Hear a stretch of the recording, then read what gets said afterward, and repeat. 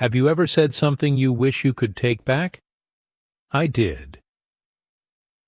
One small secret, one careless moment. And the look in my friend's eyes afterward is something I still remember years later. This is the story of the day I broke someone's trust. My name is Ethan. There is something I have carried in my heart for many years. It is not a mistake that changed the world. It is not a crime. It is not something that people talk about in newspapers. But it is something that changed me forever. I broke someone's trust. And sometimes I think that losing someone's trust hurts more than losing their friendship, because trust is not given quickly. It grows slowly, like a small tree, day after day, word after word, kindness after kindness. But one mistake can break it, and once it is broken, it may never become the same again. I learned that lesson the hard way. When I was 24 years old, I worked in a small bookstore. The store was not famous. It was not large, but I loved it. Every morning, I opened the door before sunrise. I turned on the lights. I cleaned the shelves. I arranged the books. The smell of paper and coffee filled the air. For me, it was peaceful. Life felt simple there. Most customers came and went, but some became regular visitors. One of them was a woman named Clara. She was a few years older than me, quiet, polite, kind. She often came to the bookstore after work. Sometimes she bought books. Sometimes she simply sat near the window and read. At first, we only exchanged a few words. Good evening. How are you today? That's a good book. Small conversations. Nothing special. But over time, those conversations became longer. We talked about stories, about dreams, about fears, about life. She was easy to talk to. She listened carefully. She never interrupted. And when she spoke, her words always had meaning. One rainy evening, the bookstore was almost empty. The rain hit the windows softly. Clara sat near the reading corner. I brought her a cup of tea. She smiled. Thank you, Ethan. I sat down across from her. For a while, neither of us spoke. Then she looked outside and said quietly, Do you ever feel lonely even when people are around you? I looked at her. Her voice sounded different, sadder. I nodded. Yes, sometimes. She looked down at her cup. For a few seconds, she was silent. Then she told me something personal, something she had never told many people.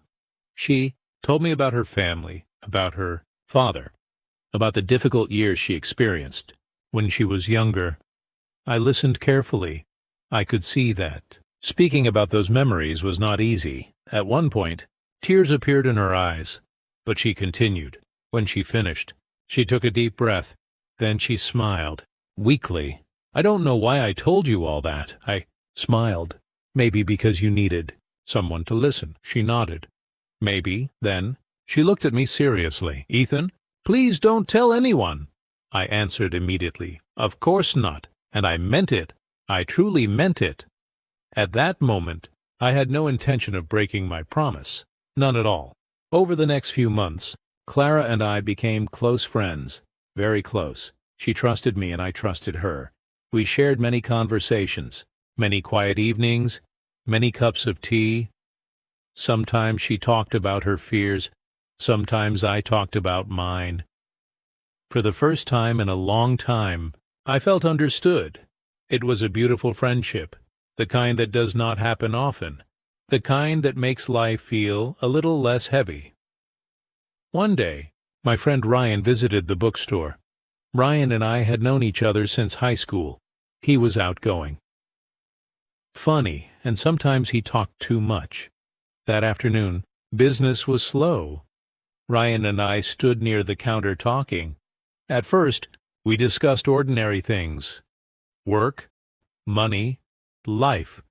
Then somehow the conversation became more personal. Ryan asked me if I was seeing anyone. I laughed. No. What about that woman who always comes here? I knew he meant Clara. We're just friends. Ryan smiled. You seem close. I nodded. We are.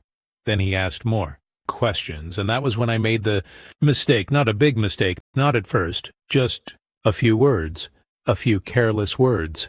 I told him something Clara had shared with me, not everything, only a small part, a detail about her difficult past. As soon as the words left my mouth, something felt wrong, very wrong. Ryan nodded. The conversation moved on, but my heart felt heavy. I told myself it wasn't important. I told myself it was only a small detail.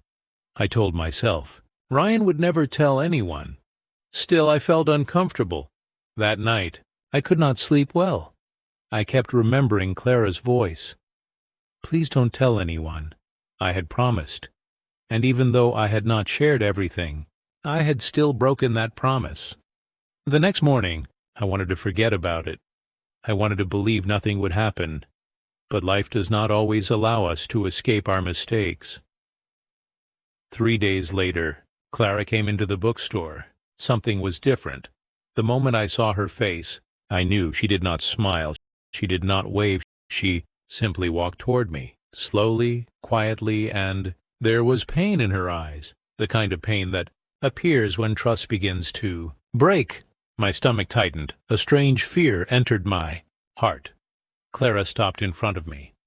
For a moment, she said nothing. Then she asked a simple question, a question I will never forget. Ethan, did you tell someone about what I shared with you? The world suddenly felt very quiet. I looked into her eyes, and I knew that no answer could undo what had already happened. No excuse, no explanation, no apology. Because the moment trust is broken, something precious disappears. And standing there in that bookstore, I realized that my small mistake was about to become much bigger than I had ever imagined. I looked at Clara. My heart was beating fast. For a second, I wanted to deny it. I wanted to say no, wanted to protect myself, but I knew that would only make things worse. So I took a deep breath, and I told the truth. Yes, the word felt heavy. Very heavy. Clara closed her eyes. Not for long, just a moment, but that moment said everything: pain, disappointment, sadness. When she opened her eyes again, they looked different. Not angry, not loud, just hurt. And somehow, that hurt was harder to face than anger. I trusted you, she said quietly. I nodded. I know. You promised me. I know. The words came out almost as a whisper. There was nothing else to say because she was right. I had promised, and I had broken that promise. Clara looked toward the window. The bookstore was silent outside. People walked by. Cars moved through the street. Life continued. But inside that small bookstore, everything felt frozen. After a long silence, she asked, "Why?" It was such a simple question, yet I struggled to answer it. Why? Why had I said those words? Why had I shared something that was not mine to share? I thought about it carefully. Then I said, "I wasn't trying to hurt you." She looked at me. "That doesn't answer the question." She was right. Again, I lowered my eyes, and finally, I found the truth. I wasn't thinking. The words sounded weak, but they were honest. I had not thought about the consequences. I had not thought about her feelings. I had not thought about the promise. I had simply spoken. A careless moment, a careless choice, a careless mistake. Clara nodded slowly. Then she said something I have never forgotten. Most broken trust doesn't come from evil people. I looked up. She continued, "It comes from careless people." Her words entered my heart like a sharp knife, because they were true. I was not a bad person. At least I didn't think I was. But in that moment, I had been careless, and sometimes carelessness hurts people just as much as cruelty, maybe more, because the people we trust are supposed to protect our secrets. Not because they are perfect, but because they care. A few moments later, Clara picked up her bag. "I think I should go." "Clara," she stopped. I wanted to apologize, again, and again, and again. But I knew apologies could not fix everything. Some wounds need more than words. Still, I said it. "I'm sorry." She looked at me. For a moment, I thought she might say something, but she simply nodded. Then, she walked away. The bell above the bookstore door rang softly, and she disappeared into the street. I stood there for a long time, watching the empty doorway, feeling something I had never felt before, the weight of regret. That evening, I closed the bookstore earlier than usual. I went home, but I could not relax.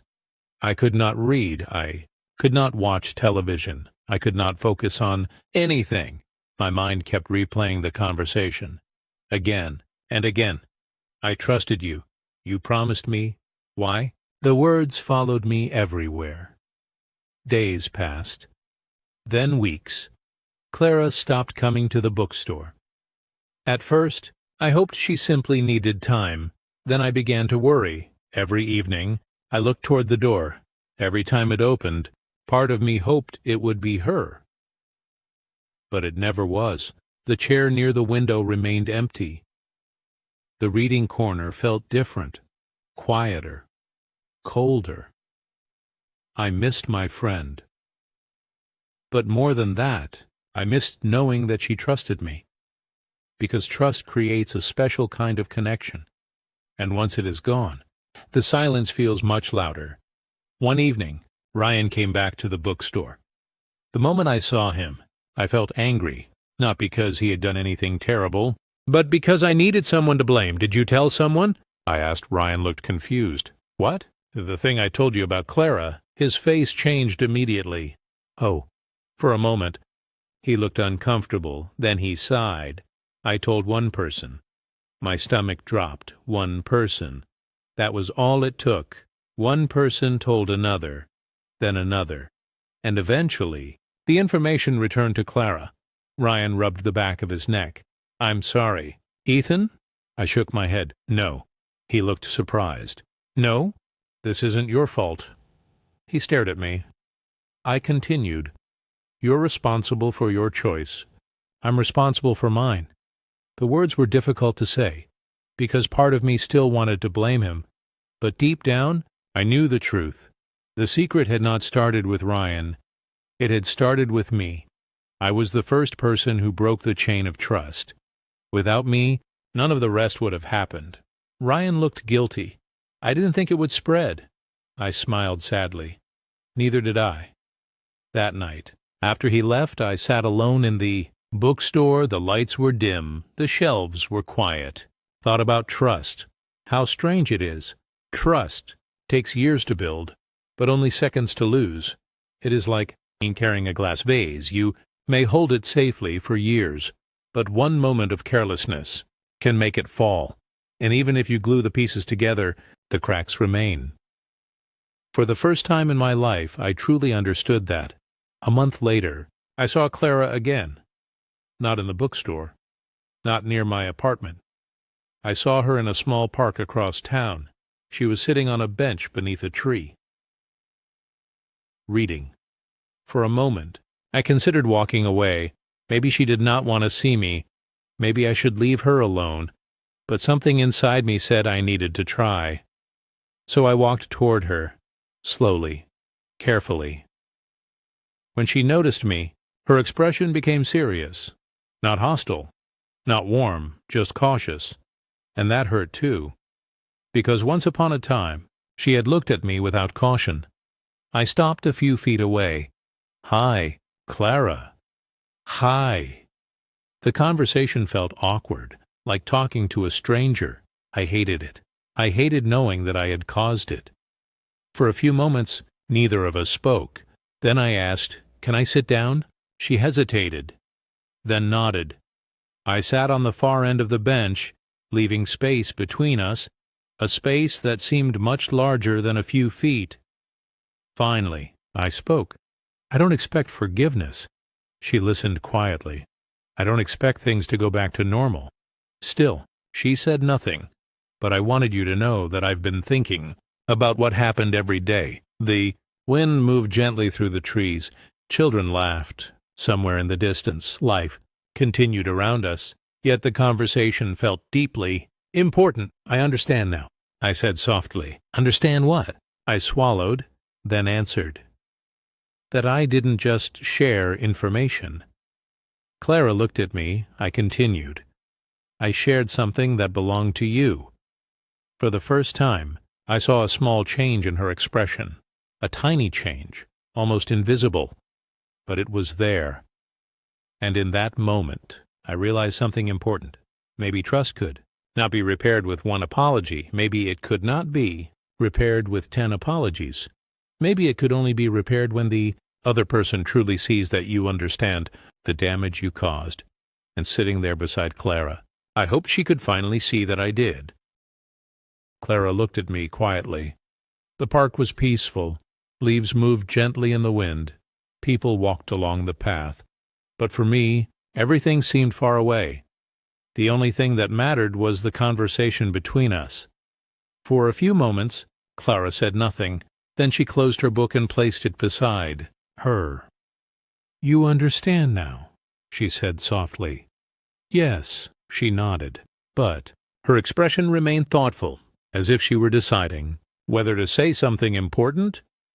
Finally, she spoke. "When I told you those things about my past, it wasn't easy." I listened carefully. "I know," she shook her head. "No, I don't think you understood back then." Her words were not cruel. They were honest, and honesty was exactly what I needed. She looked down at her hands. "I spent years hiding those memories." Her voice was calm, but I could hear the emotion beneath it. "For a long time, I didn't trust anyone enough to talk about them." I felt a heavy weight in my chest because I remembered that rainy evening in the bookstore. The tears in her eyes, the hesitation in her voice, the courage it had taken for her to share those memories, and I had treated that trust too lightly. Clara continued. "When I finally told you, I felt safe. The word safe stayed in my mind. Safe. Trust is not only about secrets, it is about safety. It is about believing that another person will protect the vulnerable parts of your heart. And I had failed to do that." "I'm sorry," I said again. Clara smiled sadly. "I know you are." For a moment, neither of us spoke. Then she surprised me. "I don't think you're a bad person, Ethan." I looked at her. Those words meant more than she probably realized. For months, I had been carrying guilt. Part of me had started believing that maybe I was simply a terrible friend, a terrible person. But hearing her say that gave me a small sense of hope. Not hope that everything would return to normal. Just hope that I can learn from this. Hope that I could become better. "I made a bad choice," I said. "Yes," Clara replied gently. "You did." Her honesty made me smile. A small smile. The first real smile I had felt in weeks. As the sun slowly began to set, our conversation continued. Not about the mistake, not about the secret, just about life, simple things. Books, work, the weather. It wasn't the same as before. There was still distance between us, but for the first time, the distance felt a little smaller. When we finally stood up to leave, Clara looked at me. "I need more time." I nodded. "I understand." And I truly did. Trust does not return because someone asks for it. It returns slowly, one choice at a time, one action at a time, one day at a time. Over the next several months, I focused on becoming more careful, not because I wanted Clara's forgiveness, at least not only because of that. I wanted to become someone worthy of trust, someone who understood the responsibility that comes with knowing another person's heart. The lesson appeared in many parts of my life, at work, with friends, with family. I started listening more carefully, speaking more thoughtfully. When someone shared something personal, I treated it differently. I treated it like a gift, because that is what trust really is, a gift. And gifts should be handled with care. One afternoon, an older customer entered the bookstore. His name was Mr. Wilson. He often visited the store. That day, he seemed troubled. After a while, he began talking about some difficulties in his family. I listened quietly. When he finished, he sighed, "Thank you for listening." Then he smiled. It feels good to tell someone. After he left, I thought about Clara again. Months earlier, I would have viewed that conversation as simple information. Now I understand it differently. Mr. Wilson had trusted me with something personal, and that trust carried responsibility. I realize something important every day. People hand us small pieces of their hearts, a fear, a dream, a memory, a secret, a wound, and every time they do, they are taking a risk. They are hoping we will be gentle with it. Not everyone is, but we should try to be. One evening, Clara returned to the bookstore. The moment I saw her walk through the door, I smiled, not because everything was fixed, but because she had come back. That alone meant something. She smiled too, a real smile, the kind I had not seen in a very long time. "Good evening," she said. "Good evening." It felt familiar, comforting, like an old song. She walked toward her favorite chair near the window. The same chair she had used for years. For some reason, seeing her sit there again filled me with gratitude. Not happiness, not relief. Gratitude. Because I understood that her presence was not something I deserved automatically. It was something she had chosen, something she had allowed, and that choice mattered. As the weeks passed, Clara visited more often. Our conversations slowly became natural again, not identical to before, but real. And perhaps that was even better, because this friendship had now passed through pain, through disappointment, through honesty, and somehow it was becoming stronger. One night, after closing the bookstore, Clara and I walked outside together. The streets were quiet. The sky was full of stars. For a while, we walked in silence. Then Clara stopped. "Ethan," I turned toward her. "Yes?" She looked up at the night sky before speaking. "I forgave you a long time ago." I stared at her. Surprised? "You did?" She nodded. Forgiveness wasn't the difficult part. I frowned slightly. "Then what was?" She smiled softly. "Trusting you again." Her answer touched me deeply, because it was true. Forgiveness and trust are not the same thing. Sometimes people forgive quickly, but trust takes much longer. Trust must be rebuilt patiently, carefully, brick by brick, like rebuilding a house after a storm. Clara looked at me. "And you've been rebuilding it." Emotion filled my chest. Not because I felt proud, but because I felt grateful. Grateful that she had noticed. Grateful that she had given me another chance. Grateful that she had not completely closed the door. I looked down for a moment, then I said, "Thank you." She smiled. "For what?" "For not giving up on me." The wind moved gently around us. For a moment, neither of us spoke. Then Clara said something that would stay with me forever. "Everyone makes mistakes, Ethan." I listened carefully. "The important thing is what they do after the mistake." Her words settled deep inside me, because they were bigger than our friendship. They were about life itself. Nobody is perfect. Nobody always says the right thing. Nobody always makes the right choice, but what happens afterward matters. Do we run from responsibility? Or do we face it? Do we blame others? Or do we learn? Do we repeat the mistake? Or do we grow? That night, as I walked home alone, I thought about how much I had changed. Not because I wanted to, because I needed to. The broken trust had hurt. The guilt had hurt. The distance had hurt. But all of it had taught me something valuable, something I could never have learned any other way. Trust is precious, more precious than we realize. And once someone places it in our hands, we must treat it with care. Because some things in life can be replaced. Money can return. Opportunities can return. Even friendships can sometimes return. But trust is one of the most fragile things a person can give. And once we understand that, we begin to treat people differently, more gently, more carefully, more wisely. I thought the lesson was over, but I was about to discover that life still had one more thing to teach me. A few months passed. Life became peaceful again. The bookstore was busy. Customers came and went. Books filled the shelves. The familiar smell of paper and coffee welcomed people every day, and Clara remained part of my life, not because everything had magically returned to the way it was before, but because we had both chosen to move. Forward. Slowly, patiently. One evening near the end of autumn, Clara arrived at the bookstore carrying a small box.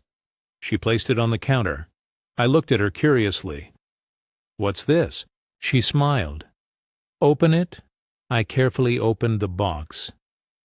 Inside was an old journal. Its cover was worn. Its pages were slightly yellow. It looked precious. Very precious. I looked at Clara. "What is it?" She rested her hand gently on the journal. "It belonged to my grandmother." I immediately became nervous. Something about the way she said it felt important. Very important. My grandmother wrote in this journal for almost 30 years. I stared at the book. 30 years. The journal suddenly felt much heavier, not in my hands, in my heart. Clara smiled softly. "I want you to keep it for a few days." I blinked. "Me?" She nodded. "Yes." For a moment I didn't know what to say. Of all the people she could have chosen, she had chosen me. The same person who had once broken her trust. The same person who had once failed her.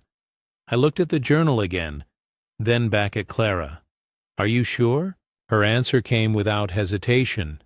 "Yes." Something warm filled my chest. Not pride, not happiness. Something deeper. Gratitude. Because in that moment, I understood what she was really giving me. It wasn't a journal. It was trust. Again. And this time, I understood its value.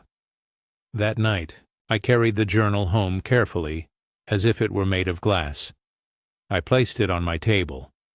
For several minutes, I simply looked at it, thinking, reflecting, remembering. I thought about the person I had been a year earlier, the careless version of myself, the version that spoke without thinking, the version that treated trust too lightly, and I realized how much had changed.